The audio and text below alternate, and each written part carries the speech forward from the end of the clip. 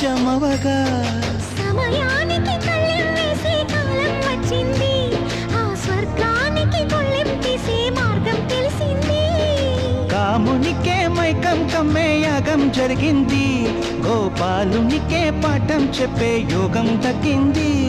ఆ పాల పుంతని మలవేసి వరించే ఈ పూల పుంతలో పులకింతలు పుట్టించే నీ రసికతకే వేస్తా నా ఓటు, నా అలసటతో వేస్తా ఓటు. చిన్నగా చిన్నగా చిన్నగా మది కన్నులు విప్పిన కన్నెగా నీ మగసిరికే వేస్తా నా